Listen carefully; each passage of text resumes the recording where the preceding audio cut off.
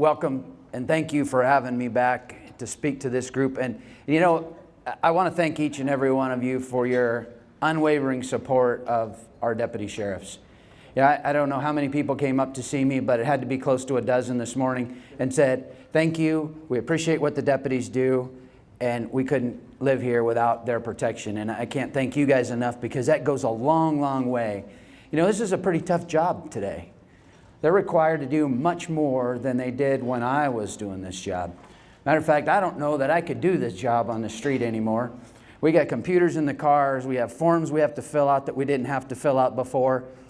I go back to the old days where we just had a radio and a steno pad, and the dispatcher would give us a call. We'd write it down on a steno pad and look in a Thomas guide. Our new deputy sheriffs don't even know what a Thomas guide is. So they pull it up in their computer and the call comes and they push a button and it says map it, and it shows them how to get there. I mean, it's so much more advanced than it was when I started this business 32 years ago. But the support and commitment from all of you in the high desert is just over the top. And I think it's timely, based on what we've seen in the paper recently, to just talk a little bit about what's going on in the high desert. You know, our 2016 stats came out, and they're always several months into the following year. So I think we got them out in about April or May or so. And if you look at them, it would suggest to you that crime is really down. Now, if you talk to folks in the public, they'll say, boy, it just seems to me like crime is up in the desert. Well, there's a couple of things that help explain that. Each year, it seems like the folks in Sacramento and Washington, D.C. change some of the reporting requirements, include different things, delete some things. So in this last year, if you looked at our stats, you see rape went way up. Not that there's more rapes, it's more things are included in that category. So sex crimes that used to be in their own category are now lumped in with rape. Child abuse and all of that is now, molestation, is all lumped into the rape category. So it looks like rape went through the roof, but that's not really true. The other thing that also goes to the property crime part is that historically, traffic collisions, incident reports were all lumped into Part 2 crimes, which are the lower level crimes. That was all taken out this last year. So it looks like that number remains static, but we pulled 5,000 calls out of that category, or reports out of that category this year, because they changed the requirements. So really, it's up a couple of % on the property crime thing. Now, I think what's important to talk about in the first 6 months of this year is that overall Part 1 crime, which is the serious crime, burglary, larceny, murder, rape, robbery, that is all overall down just slightly. But the big ones that are really important, the violent crime, is up. And overall in the whole high desert, it's up over 20% in the first 6 months of the year. That's murders, robberies, robbery of a house, and not just robbery of a business, but also residential robbery of a house, as well as assault with a deadly weapon. That's all up. Now, there's a couple of different reasons for that, and we can speculate on why that's going up. Well, it could be all the criminal justice reform we've seen. It could be that now we don't treat some crimes as felonies and they're now misdemeanors. It could be some of the effects of Prop 47. It could be some of the effects of AB 109. But we've talked about that before in this group. And we've had a lot of criminal justice reform that began in October of 2011 and just seems to continue. And I think it's about time that we stop reforming our criminal justice system and settle in and try to figure out how to manage what we have today.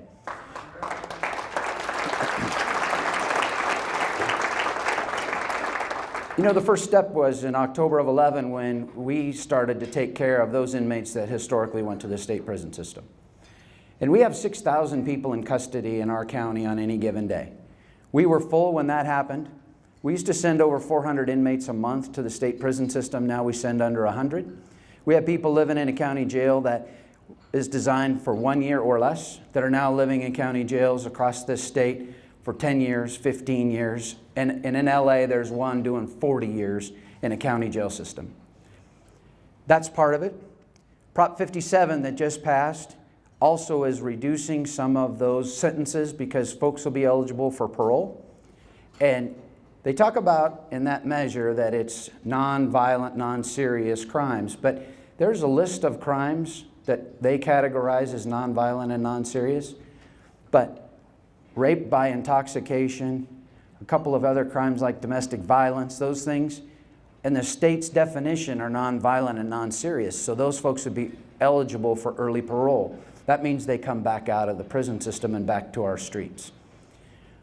The folks that get out of our jails also come back to the streets in our county. Now, whether or not you want them to come back out doesn't matter, because they're coming. It's our responsibility inside of our facilities to do the very best we can to turn those around that are interested in turning their life around. There's a percentage of our population in jail that's never going to turn their life around. They're going to be in and out of jail or prison for the rest of their life. But there is a percentage that really want to make a difference, and they want to turn their life around, and it's our responsibility to do that. When they're in our custody, we give them all kinds of training, get them GEDs, try to hook them up with vocational programs, try to get it to where when they walk out of that door, they have the chance of getting a job. We're partnered up with the Teamsters, now the Carpenters Union, Local 12, the operating engineers. They are all looking for employees, and folks with felony convictions can go to work in those particular fields and do well. If we're successful at doing that, they don't come back to jail. And I already said we have 6,000 people in custody on any given day. We don't need the business. So if they don't come back, that's great for us. If they turn their life around, it's great for everybody, because then they're not reoffending, they're not stealing, they're not using drugs, they're going to work every day, supporting their family, buying houses, spending money in the community, generating sales tax dollars that comes right back into our budget to hire more deputy sheriffs. So that's a good thing. But we can't do it on every single inmate. But at the end, when I'm done talking, I will show you a video of some of the things that we're doing inside of our facilities. Let's go back to the crime for just a second. It seems like there's a lot more media coverage, whether it be on social media or in the newspaper, Victor Valley News Group, whatever it might be, about crime going on in the high desert. There's a couple of explanations. Number one, it's up to some degree. But we do a much better job of advertising what's going on. Historically, and I can remember back years ago when the newspaper would call and ask what was going on in the community. If you're the watch commander in Victorville, they would call every night and say, hey, is there anything going on? Nope, nothing's going on. And we would say that almost every night. Now it is out there. So somebody's got it on video, somebody's putting it on Facebook, somebody's putting it on Victor Valley News Group. They pick it up on the scanner at the Daily Press, and you see an article, according to scanner traffic, here's what's going on. So the community is much more informed on what's going on a daily basis.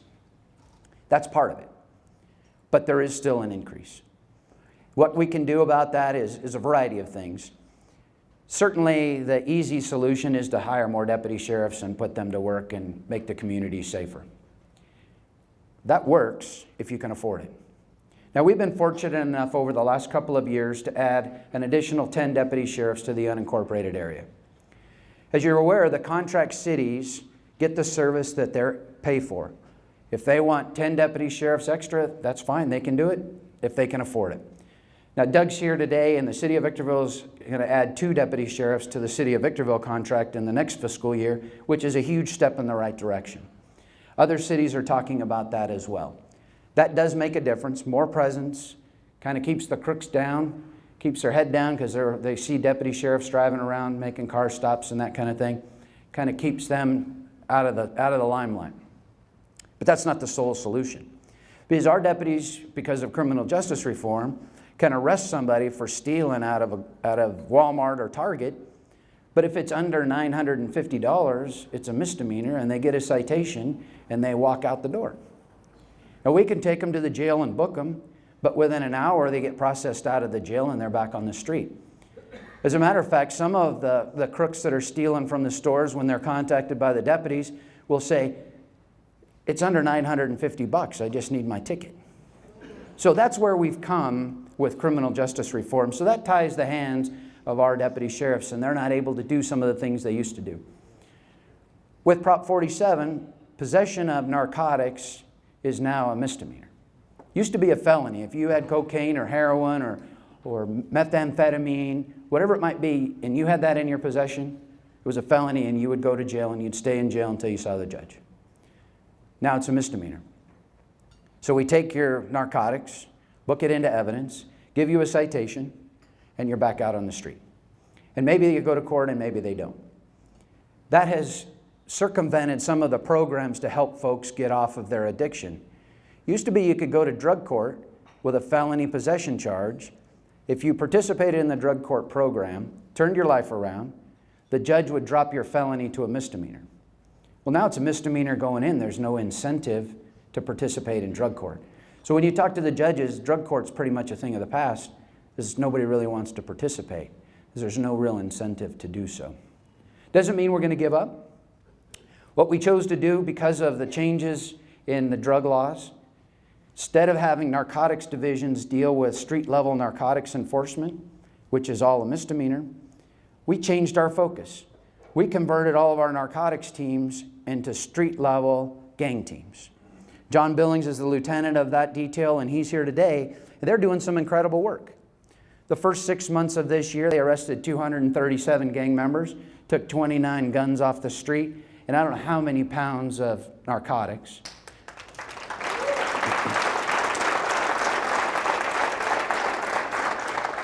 If they're documented gang members and involved in gang activity, we can get an enhancement and they'll go to state prison.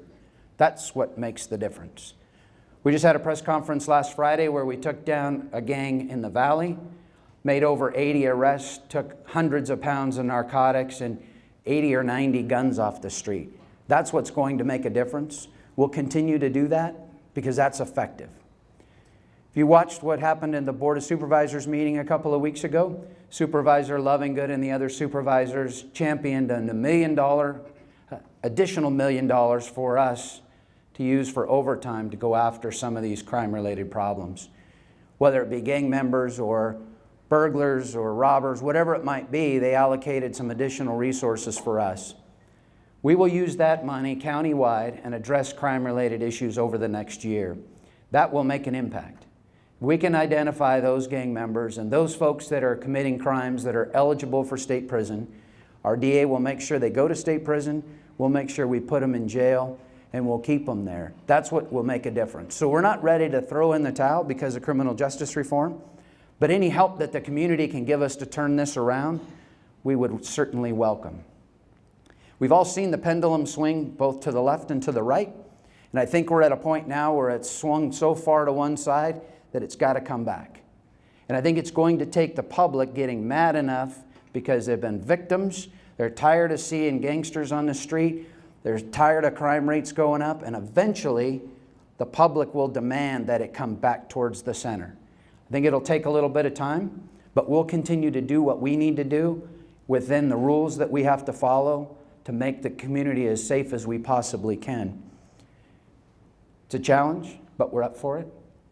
And I know because of your support and what you guys say to our deputies on a regular basis, they understand they have the support, and I share that all the time. And although it sometimes is a bit frustrating for them because it seems like a revolving door, they put the crooks in jail, then they get right back out, and then they arrest them again and put them in jail again. They'll keep doing that when they know they have the support and they know they're making a difference. And thank you guys for that. Play that video.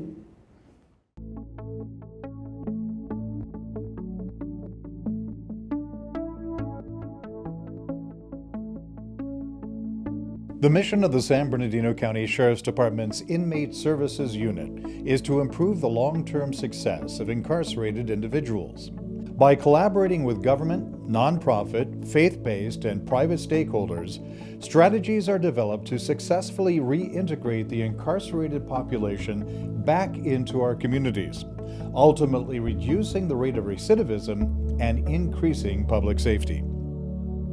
The Attorney General and Secretary of Education reported that investing in the education of inmates has proven to reduce the number of offenders returning to jail. Those who participated in educational programs offered through the correctional system dramatically lowered their likelihood of reoffending. The first 3 years after release are the most crucial time for the individual leaving incarceration. research indicates that minimal investments in correctional education programs have resulted in a significant reduction of incarceration costs during this critical 3-year period. Over the past several years, the focus on incarcerated individuals has shifted from a purely custodial aspect to addressing the issues that put them in jail. Implementing educational programs and classes has demonstrated a positive outcome for the individual and has resulted in a reduction of inmate recidivism. Studies show that the probability of reoffending after being crime-free for 7 years is about the same as someone who never offended in the first place. For many inmates, addiction is one of the most significant difficulties they will face. In addition to the social workers and drug and alcohol counselors that we have on staff, volunteer panels from Alcoholics Anonymous and Narcotics Anonymous visit our jails to conduct meetings to help inmates who want to kick their habits. Inmates without a high school diploma may be eligible to attend classes and earn their GED or high school diploma while in custody. However, many inmates who get sober and earn a GED still lack the skills necessary to land a job after they're released. Computer-based learning is one example of classes that provide the foundational knowledge and core skills needed to pass the examination required to receive Microsoft Office Specialist certification. The Sheriff's Department partners with Cal State San Bernardino, Chaffee Adult School, the County Superintendent of Schools, Five Keys Charter School, and the County Workforce Development Department to offer a variety of classes and counseling, including anger management, cognitive skills, parenting, living skills, trauma recovery, and employment readiness. Inmates may be eligible to participate in trauma recovery and family relations classes. Those with children may apply to participate in our TALK or PAC programs. TALK is a unique reunification program that enables incarcerated parents to have contact visits with their children, facilitated by interns from Cal State University's Institute of Child Development and Family Relations.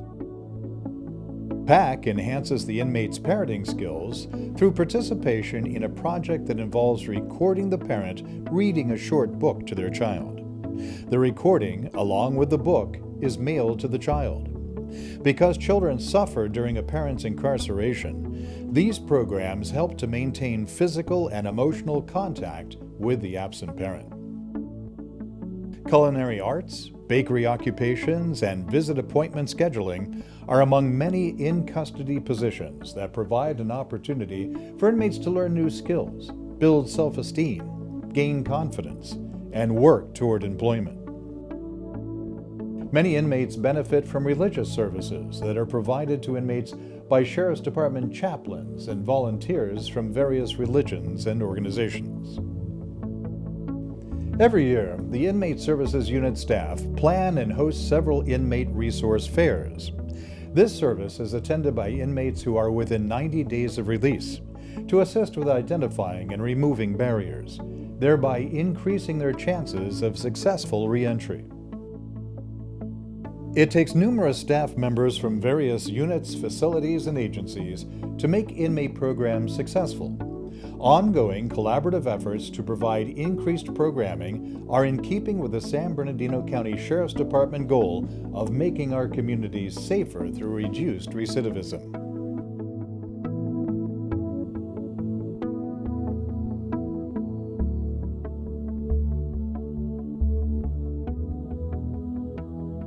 You see, there's a lot of moving parts inside of the jail system, especially since realignment and those folks that are living with us a bit longer.